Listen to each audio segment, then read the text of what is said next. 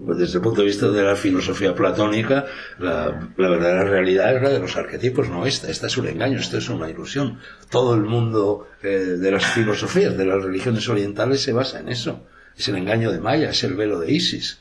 Entonces, cuando uno rasga el velo de Isis, te das cuenta de dónde está la verdadera realidad, dónde está la vida. A mí me pasó, está contado prácticamente en todos mis libros. Cuando yo llego por primera vez en 1967 a Benares, yo llego a Benares, me invita a la Universidad de Estudios Extranjeros de Tokio a trabajar como profesor allí y me envían un billete de avión que me permite a mí y a Caterina recorrer medio mundo, porque entonces era maravilloso. Un billete IATA, duraba siempre, lo podías cambiar tantas veces cuanto quisieras, los aviones iban vacíos, podías dormir a pierna suelta en ellos y además podías zigzaguear, pararte por todas partes. Entonces yo con aquel billete que me enviaron los japoneses, zigzagué, efectivamente, ahí empiezan mis periplos asiáticos por muchísimos países y una buena mañana, y eso es lo que está contado casi en todos mis libros, por supuesto en El Camino del Corazón, llego a Benares.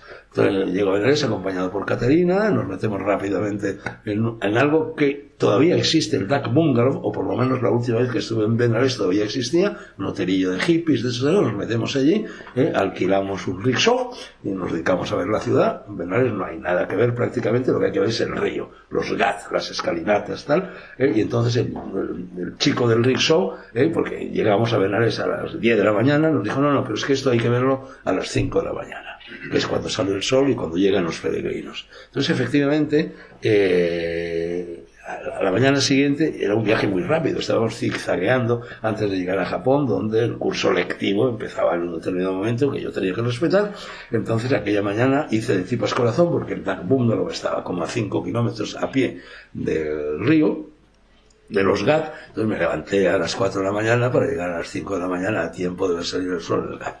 Caterina, dormilona como suelen ser las mujeres, igual que Emma, que se ha quedado dormida esta mañana, se quedó durmiendo en el búngalo, que se lo perdió. Yo no, yo salí, entonces me adentré en la oscuridad de la noche de Benares, y poco a poco, al principio yo era, en fin, soledad absoluta, poco a poco me fue envolviendo la India. Me fue llevando en andas la India. Empezaron a aparecer por todas las bocacalles, por las avenidas, por aquí, por allá, los peregrinos. Lo mismo que en Eleusis. Ricos y pobres, princesas y rameras, hombres libres y esclavos, oficinistas y yoguines, tal. Y poco a poco, arropado por esta inmensa, llevado en andas por esta muchedumbre, llegué al Ganges y me senté allí, en una de los peldaños de las escalinatas, y esperé a que saliera el sol. Y bueno, es que no lo puedo contar, por eso lo he contado siempre, porque es que es inefable.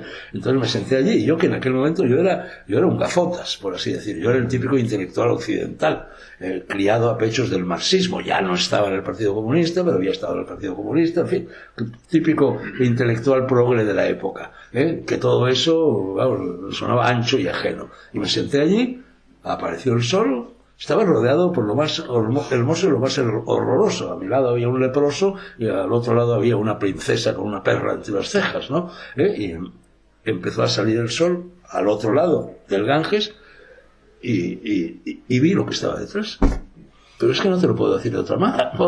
Isis tuvo la bondad de rasgar su velo. Vi bailar el sol. Es como si hubiera estado en Fátima, cuando bailó el sol en Fátima. Que eso, que no me cuenten, es una vez más esa certidumbre que te da la experiencia enteogénica. Que no me digan que no lo vi, yo sé que lo vi. Y nadie va a poderme convencer jamás de que yo no viví en ese estado de conciencia que me permitió, duró, por supuesto, tiempo inmemorial dentro de mí, pero tiempo fuera de mí duró 1 hora o 2 horas, en el cual yo verdaderamente vi los arquetipos, vi el otro mundo, vi la verdadera realidad, vi el mundo de los vivos, y cambié por completo.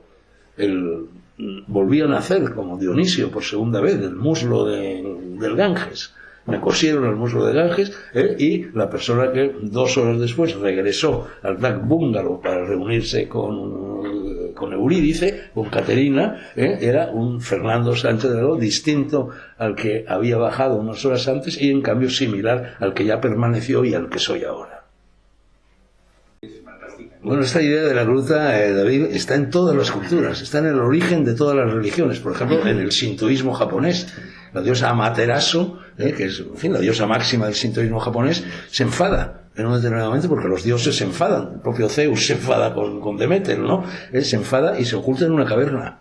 Y requerida por los seres humanos para que devuelva la luz al mundo, ya llega un momento en que la convencen, sale y improvisa delante de la caverna una danza en la cual se levanta las faldas y enseña sus órganos sexuales a la gente, y empieza el mundo, empieza el Mikado. O sea, el emperador de Japón es el descendiente de Amaterasu, de esa escena medio erótica, medio luminosa, escena de caverna también clarísima, ¿no? Está por todas partes, te lo vas encontrando por todos lados. Es que eso es extraordinariamente consolador, porque todas estas piezas que vamos manejando, personas como tú, como David, como yo, como Jung, como Chariad, como Joseph Campbell, encajan.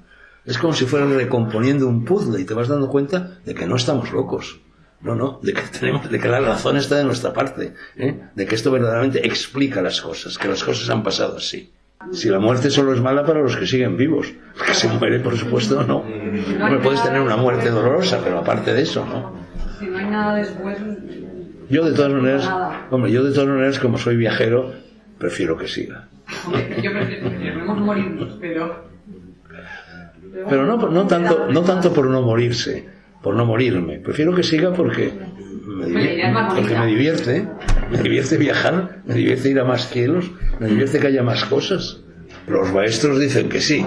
En el Bardo Todol, el libro tibetano de los muertos, eso queda meridianamente explicado, y las almas en pena serían precisamente por referirnos al ejemplo que yo he puesto de cómo entienden que es el paraíso en Bali, que tienen que ayudar a los que se mueren a recomponer el itinerario en el que sus vidas han transcurrido para que no se despisten. Entonces las almas en pena, y ese estadio intermedio sería el equivalente a lo que en el cristianismo se llama purgatorio, son aquellas personas que cuando se mueren no se dan cuenta de que han muerto, creen que están vivas y se quedan ahí en tierra de nadie e intentan interferir en los asuntos que todavía les preocupaban cuando estaban vivos, ya fuera un asunto económico, ya fuera un asunto profesional, ya fuera un asunto familiar, ya fuera que le estaban poniendo los cuernos, lo que fuera, y entonces seguían amargados e incordiando con los que estaban vivos. Sí, según los maestros, pero claro, yo no lo sé, yo te digo lo que dice el Bardo Todol, o en fin, lo que se dice en el Tesoro Sagrado. Sí, existen los estadios intermedios. De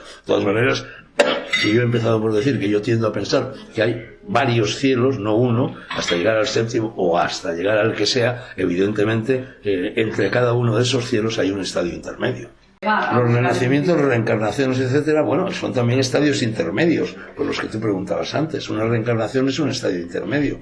A mí, desde luego, de todas las explicaciones escatológicas con las que me he ido topando en las distintas culturas, la más lógica es la reencarnación. Que suele pensarse que la reencarnación es más bien cosa de eso, en fin, cosa de locos, cosa de chalados, cosa de poetas, ¿no? Me parece más lógicas. Lo que es un disparate absoluto es la idea de la resurrección de la carne, claro, como la plantean los cristianos. Porque además, claro, esto es un poco chusco decirlo, pero con esto de los trasplantes de órganos, vamos a ver, si resucita la carne, ¿quién es el propietario del riñón que ha sido donado? Se dan de puñadas en el más allá el depositario originario del riñón y el intruso.